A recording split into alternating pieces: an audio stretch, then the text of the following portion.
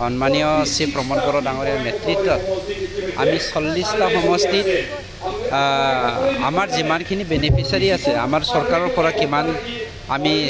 কাম কৰিলোঁ এই সকলো বেনিফিচিয়াৰীক লৈ পেলাই আমি এটা বেনিফিচিয়াৰী মিট আৰু এৱাৰনেছ প্ৰগ্ৰাম এটা ছ'চিঅ' ইকনমিক এৱাৰনেছ প্ৰগ্ৰাম এটা পাতিছোঁ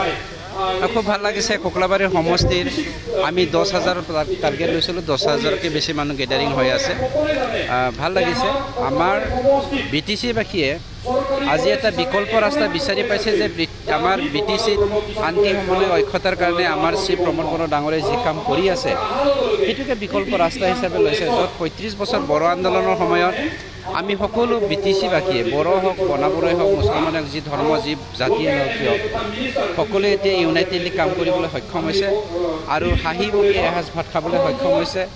হাঁহিমুখে ভালকৈ শুবলৈ সক্ষম হৈছে যিটো মানুহে 35 বছৰে অপেক্ষা কৰি আছিল সেইটো আমাৰ দিনত সন্মানীয় শ্ৰী প্ৰমোদ বড়ো ডাঙৰীয়াৰ নেতৃত্বৰ সময়ত আমি কৰিবলৈ সক্ষম হৈছোঁ আজি আমি 10,000 টাৰ্গেট লৈছোঁ আমাৰ মিনিমাম 10,000 কিন্তু যি দেখিছোঁ এতিয়া 10,000কে বেছি মানুহ গেডাৰিং হৈছে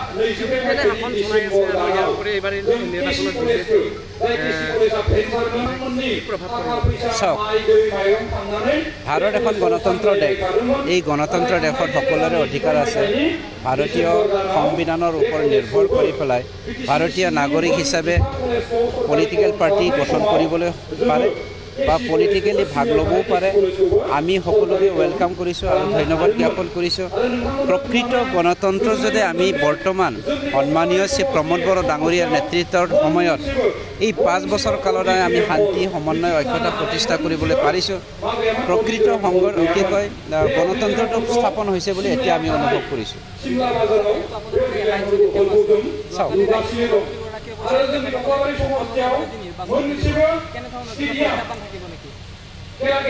আমাৰ